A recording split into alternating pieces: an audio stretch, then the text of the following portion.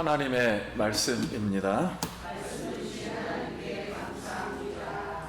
욥기 2장 8절부터 10절입니다. 8절 욥이 재 가운데 앉아서 질그릇 조각을 가져다가 몸을 긁고 있더니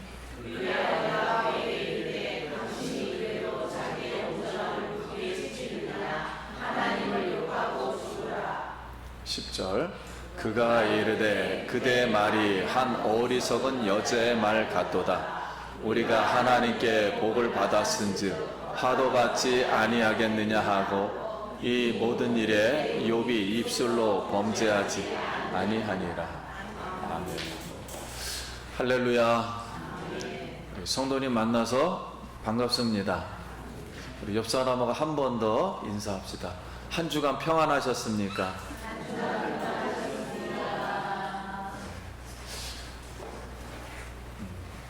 어제나 오늘이나 영원토록 살아계셔서 역사하시는 우리 하나님 아버지께 오늘도 영광 돌리기 위해서 오늘 이 주일 예배에 우리 참석하신 우리 성도님 한 분 한 분 사랑하고 환영하고 축복합니다. 우리 TV나 그 유튜브에 보면은 법률 자문 여성 변호사이신 신은숙 변호사님이 계시는데 굉장히 인기가 많습니다. 근데 이 변호사님이 몇천 건의 이런 상담과 이혼 상담, 가정 상담을 하고서 조언한 주제 강의를 이제 하셨습니다. 그 주제 강의의 내용이 이런 남자하고 살면 죽도록 고생한다 3가지. 그래서 첫째, 돈 안 주는 남자. 둘째, 거짓말하는 남자. 셋째, 사랑이 지나친 남자, 즉 집착하는 남자. 아무한테나 수시로 전화 오는 남자. 그리고 또 제목 하나를 이런 여자하고 살면 죽도록 고생한다 3가지. 첫째, 성형 중독하는 여자. 그러니까 주름 하나 고치면은 하나만 고쳐지지가 않는다는 거예요. 생각상 눈, 코, 입 다 고치게 된다는 거예요. 둘째, 낭비하는 여자. 그러니까 쓸 줄만 아는 거예요. 저축하지 않는다. 셋째, 게으른 여자. 늘어놓기만 하고 정리가 안 되는 거예요. 그래서 이런 여자하고 하면 죽도록 고생한다. 이러면서 이제 이런 강연을 이제 하는 이유가 이렇게 하소연한 사람들의 천상 이상이 95%가 이혼을 했다는 거예요. 그래서 신은숙 변호사의 이 조언은 뭐 결혼할 때든지 아니면 결혼을 해서든지 상대가 잘하는 것을 보고 이렇게 보지 말고 상대가 나에게 무슨 싫은 행동을 하는지 그걸 보고 결혼을 하든지 어떤 행동을 해라, 이렇게 이제 조언을 했습니다. 근데 이제 이런 남자와 뭐 이런 여자와 살면 죽도록 고생한다, 이 3가지 차원을 넘어서 오늘 본문은 이 차원을 훨씬 더 넘어갑니다.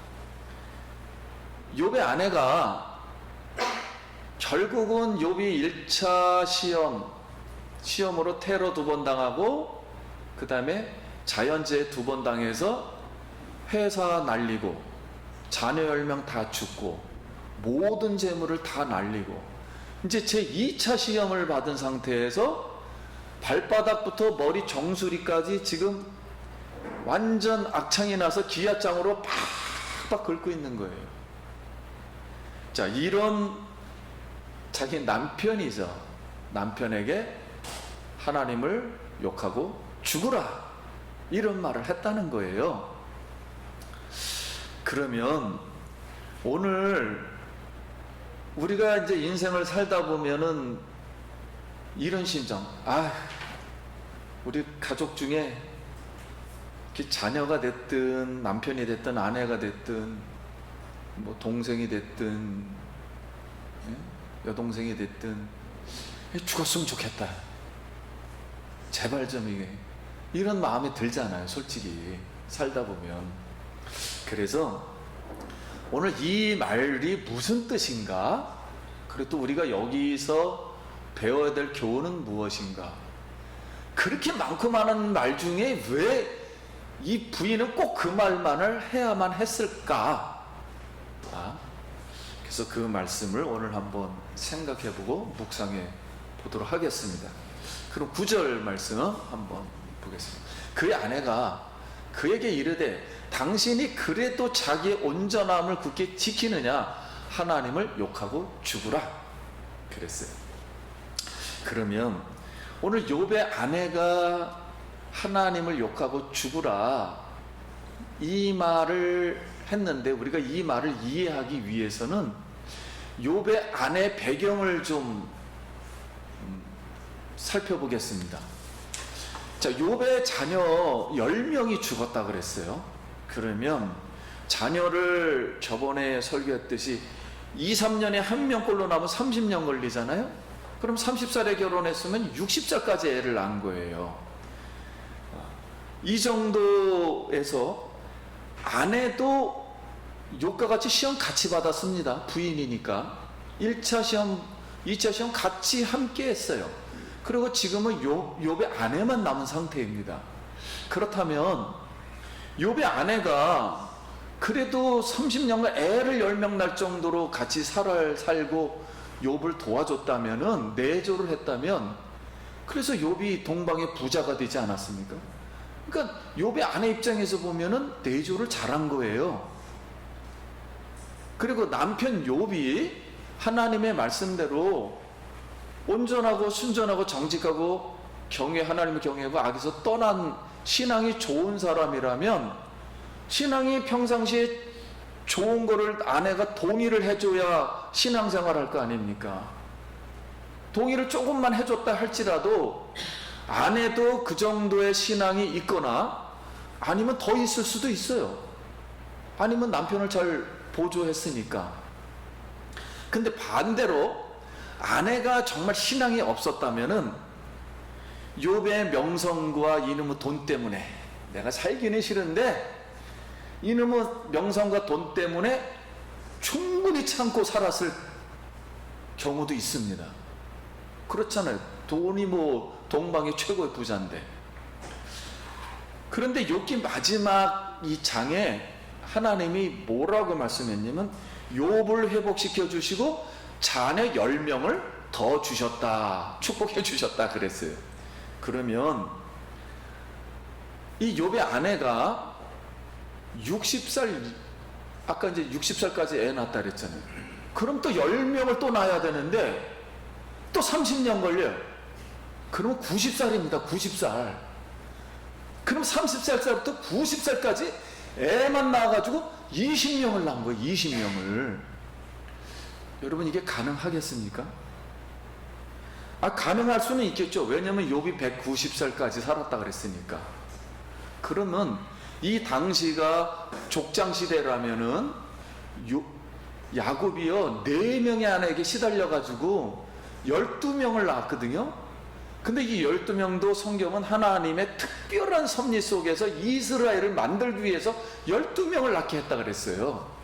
태를 열고 닫는 건 하나님이 알아서 하셨다 그랬습니다. 그럼 이처럼 욥의 아내를 그래서 긍정적으로 보는 사람은 전체적으로 아내가 부정적인 말을 했어요. 당신 하나님 욕하고 죽으라. 그래서 부정적인 말을 하고 도망갔다가 생각해 보니까 이게 안 되겠는 거예요. 그래서 다시 회개하고 돌아와 가지고 다시 하나님이 이 여인에게 은혜를 줬는데, 여러분 10명 또 낳을 수 있겠습니까? 그래서 10명의 자녀는 낳기 힘드니까 종들은 그때 첩으로 얻었거든요. 그러니까 욥 보고 야, 이 종들을 첩으로 얻어서 애를 낳아라, 이렇게 해서 10명을 낳았다는 거예요. 욥이. 이런 추측이 있고, 또 부정적으로 보는 사람은 아내가 그 말한 게 뭐 누가 봐도 악취 아니냐. 그래서 욥과 하나님을 욕하고 도망가 버렸기 때문에 욥이 재혼을 했다. 그래가지고 다른 부인이 10명을 낳았다. 신앙이 좋았겠죠. 뭐 신앙 나빠도 하나님은 10명 줄 수도 있습니다. 아무튼 그래서 여러 추측이 가능하지만 성경이 아무 말이 없어요.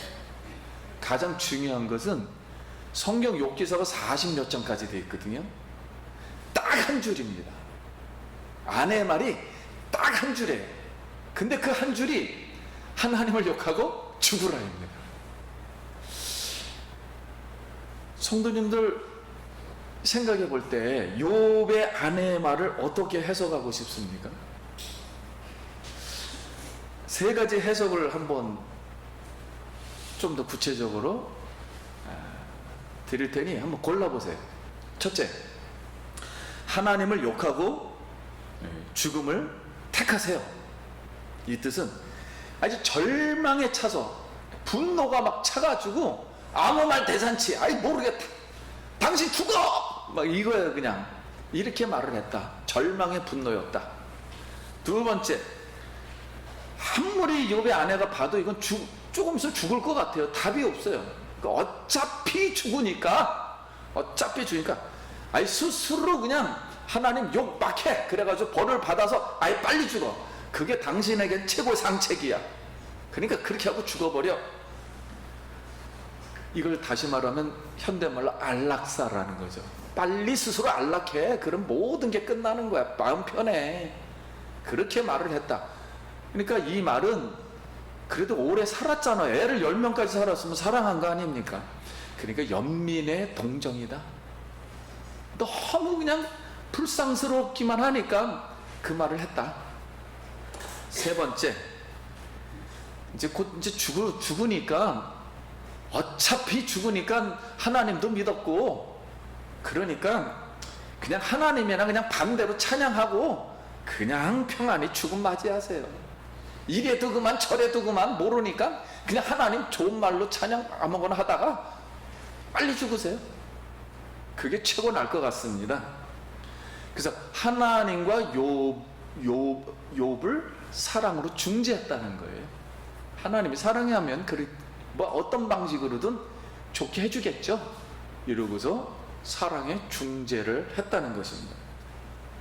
그럼 성도님들 생각에는 세 가지 중에 어느 게 가장 맞을 것 같습니까?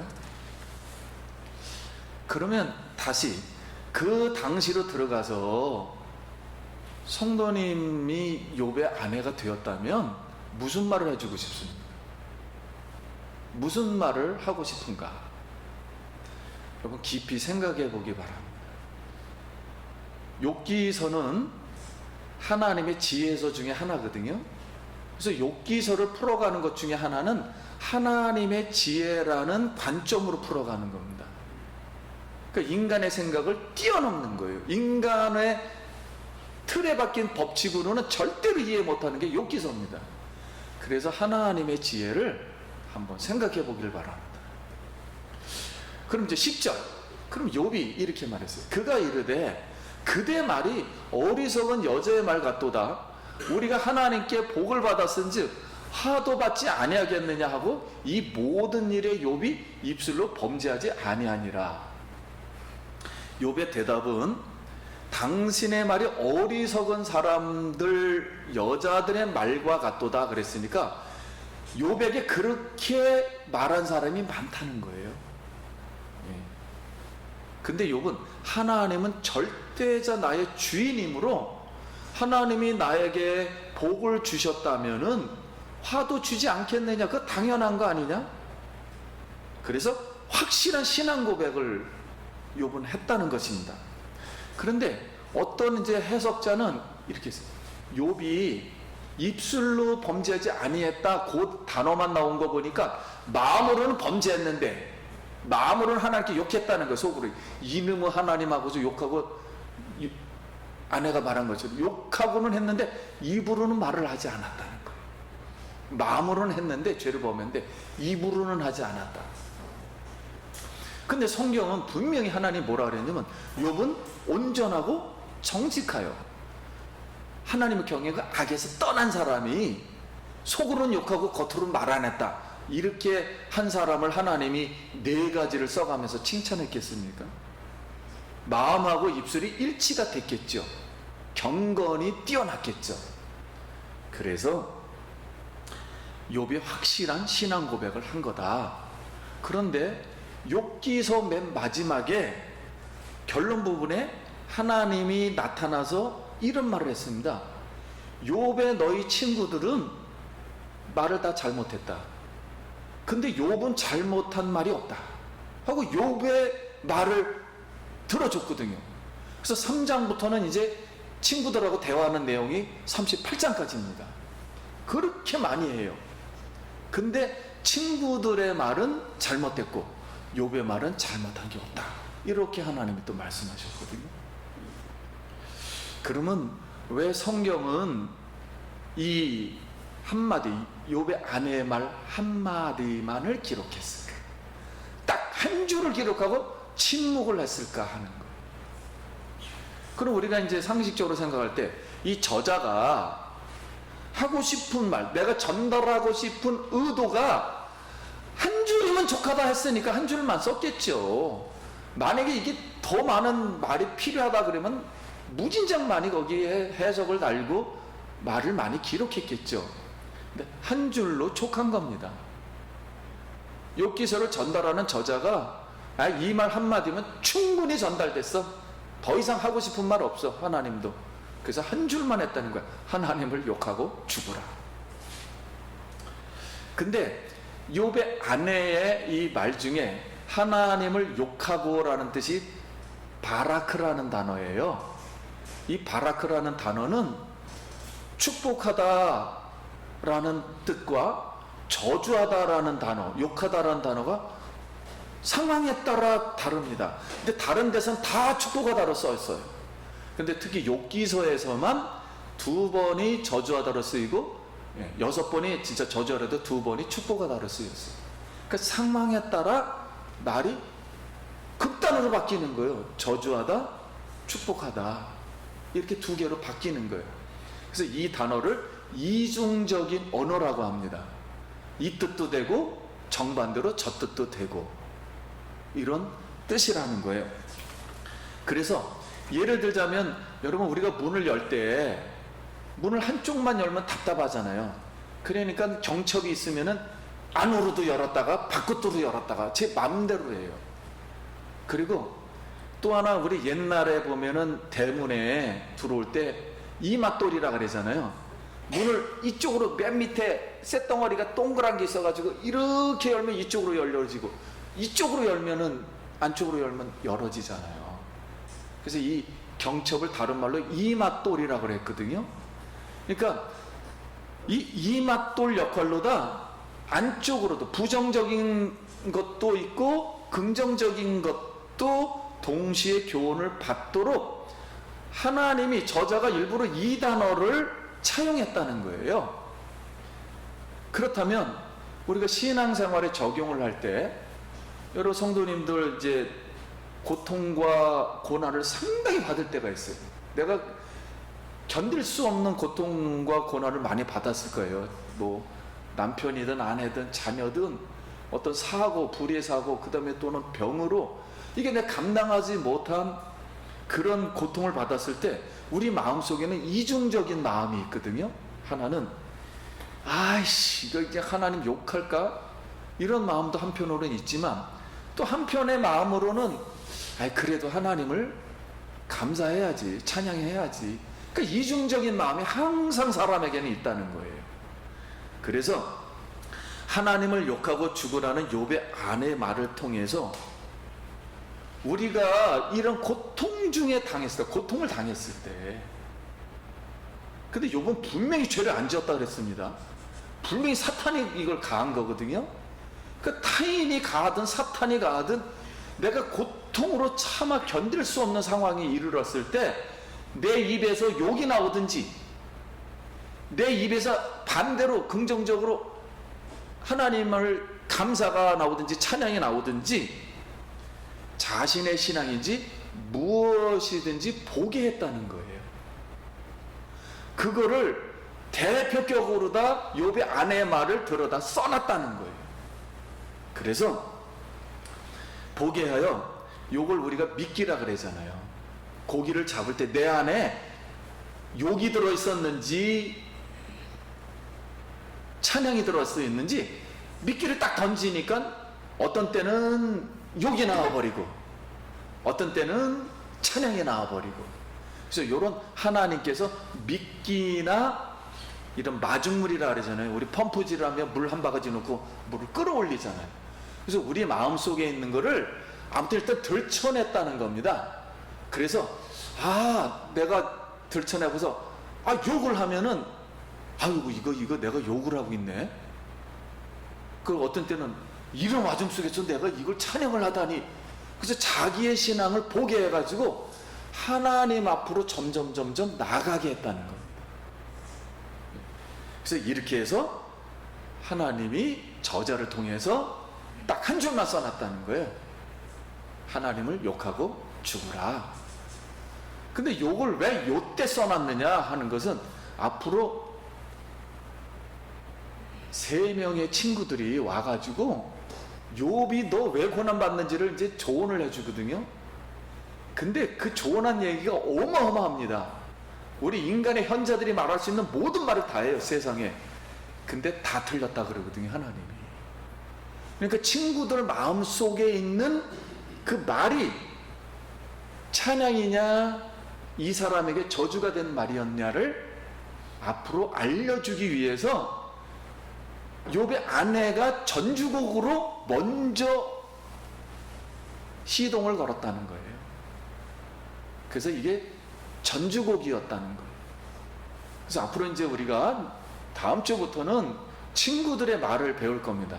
배우는데 친구들의 말이 아무튼 하나님의 결론으로 봤을 때 다 잘못됐다 했으니까 고통을 당하는 사람들에게 할 때 말입니다. 그냥 말이 아니라 고통을 당한 사람에게는 이런 말을 했을 때 이건 잘못됐다라는 걸 가르쳐 주려고 하는 거예요. 지금 성경이 위로가 안 된다는 거죠. 그것이 욕이냐 찬양이냐를 분별해 주는 시초가 되었다는 거예요. 그러면은 오늘 제 말씀을 다시 한번 성경을 통해서 정리하면, 우리가 다른 건 다 몰라도 아무튼 욥의 아내의 마음속에는 욕이라는 단어와 죽으라는 단어가 있었다는 거예요. 그거 왜 말했죠? 아무튼 뭐가 있었으니까 나온 거예요. 욕. 그 다음에 죽으라. 그러면은 남자에게는 이런 게 없는가? 남자들 마음속에는 이런 게 없는가? 있죠. 남자들 마음속에도 욕이 있고 죽으라 이것도 있어요. 그래서 성경은 첫째 우리에게 가르쳐 주는 것은 모든 사람들이 고통을 특히 받을 때, 차마 내가 견딜 수 없는 상황에 이르렀을 때는 욕이라는 것과 죽음이라는 단어를 쓸 수밖에 없는 존재다라는 것을 알려주는 것. 인간은 이 말을 하지 않으면은 견딜 수가 없는 내 마음이다라는 걸 알려준다는 것. 그리고 또 하나는 히브리 사람들이 글을 쓸 때 우리 성경에 보면 아브라함 얘기가 나옵니다. 천사가 와가지고 천사님 어디로 가십니까? 그랬더니 소돔 고모라 내가 멸망시키려고 왔어. 그러십니까? 근데 아브라함의 생각은 소돔과 고모라가 멸망을 받으려면은 반드시 잘못한 게 있어야 될 거 아니에요. 그래서 만약에 잘못한 사람이 거기에 없다면, 의인이 있다면은 소돔과 고모라를 통째로 멸망시키겠습니까? 그래서 그때 하나님 뭐라 그랬냐면은 10명만 있어도 그랬거든요. 멸망하지 않는다. 반대로. 그러면서 결국은 소돔과 고모라의 의인이 단체적으로 10명이 없었다는 거예요. 그래서 완전히 본복이 되다. 인류 최고의 멸망, 그것을 보여줬다는 거예요. 그런데 유대인들은 이 성경 말씀을 들을 때 우리가 들으면은 죄를 지으면 벌을 받구나 이렇게 생각을 하지만 유대인들은 그렇게 성경을 이해하지 않았다는 거예요. 하나님하고 아브라함하고 대화를 할 때 대화하는 도중에, 이걸 논쟁이라고 합니다. 대화하는 도중에 욥이 무슨 말을 아브라함이 무슨 말을 사용했는가를 통해서 하나님께서 그 안에다가 메시지를 만들어 놨다는 거예요. 그랬더니 거기 메시지 중에 무슨 말이 나오냐면은 아브라함이 내가 재와 티끌 가운데서 나는 재와 티끌이오니 마지막으로 한 번 더 묻겠습니다. 이렇게 나와요. 그래서 성경이 말하고 싶은 것은 인간은 재와 뭐다? 티끌이다. 이걸 가르쳐 주려고 했던 것이지 이걸 멸망시키는 것도 물론 우리가 알 수 있지만은 그걸 성경에서 말한 건 아니라는 거예요. 그러면 우리 욥기서가 처음에 하나님과의 사탄과의 대화, 욥과 종과의 대화, 욥과 아내와의 대화, 욥과 새 친구와의 대화, 욥과 하나님과의 대화입니다. 그럼 이 대화 속에서 지금 말한 내용이에요. 욥의 아내가 말한 내용은 하나님을 욕하고 죽으라였고, 그리고 욥이 대신 이렇게 말한 것은 당신은 어리석은 사람 같다. 근데 입술로는 범죄하지 아니했다. 그랬거든요. 입술로는 범죄하지 아니했다. 그래서 이렇게 오늘 결론 말씀을 내고 우리 성도님들 이런 생각으로 한번 말씀을 정리할 수 있기 바랍니다. 우리가 배워야 일단 할 점은 고통과 고난을 받을 때 하나님을 욕하고 죽으라는 말이 내 마음에서 욕의 뜻으로 나오든지 아니면은 찬양의 의미로 나오든지 간에 내가 욕으로 나왔더니 나 이러면 앞으로 안 되구나. 욕으로 하면은 욕을 보면서 하나님께 나가고 내가 찬양을 한다 그러면 내가 또 찬양을 할 수도 있는 사람이구나 하고서 긍정적으로도 찬양을 가지고 하나님께 나갈 수 있기 바랍니다. 두 번째는 여러분 욕과 이 죽음 인간이 해결 못하거든요. 무슨 말을 하든지 못합니다. 설사 찬양을 했다 할지라도 해결 못해요. 우리 속에 있는 욕과 이 저주와 이 고통스러운 거는 인간이 해결 못합니다. 못하니까 이렇게 말을 했겠죠. 우리 예수 그리스도께서 여러분의 인생을 살면서 견딜 수 없는 마지막 엘리 엘리 라마 사박다니 나의 하나님 어찌하여 나를 버리시나이까. 예수님께서 우리가 평생 동안 말했던 우리 속에 있던 그 응어리 욕, 그게 저주가 됐던 악이 됐던 그 욕과 그리고 죽음, 우리가 해결할 수 없는 이 죽음을 십자가에서 짊어지고 십자가에서 완성하셔서 우리의 욕은 영원한 평화로다, 우리의 죽음은 영원한 영생으로 바꿔주신 줄 믿습니다. 그걸 해결해 주신 줄 믿습니다. 그래서 이것이 복음이에요. 성도님들, 우리가 앞으로 많은 고난과 고통을 더 당할 텐데 이런 말을 하든 저런 말을 하든 그거를 넘어서 이런 나를 십자가에서 같이 욕은 죽어주시고 다시 부활의 영을 나에게 주셔서 영생을 주신 우리 예수 그리스도, 그분을 바라보고 어떤 상황이 오든지 간에 입술로는 되도록이면 범죄하지 않는 우리 모두가 될 수 있길 예수의 이름으로 축원합니다. 그리고 예수님의 십자가, 예수님의 부활, 그 영을 다시 한번 오늘 그 사랑과 그 은혜와 그 하나님의 지혜를 받고 우리 하나님 앞에 더 쓰임받고 더 축복을 받고 더 하나님 앞에 영광을 돌리는 우리 사랑하는 성도님 되길 예수의 이름으로 축원합니다. 기도하겠습니다.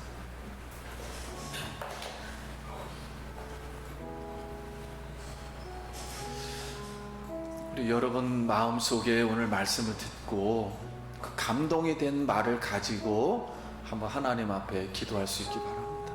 하나님 은혜를 감사합니다. 오늘도 다시 욥기서를 통해서 우리가 어떻게 하나님을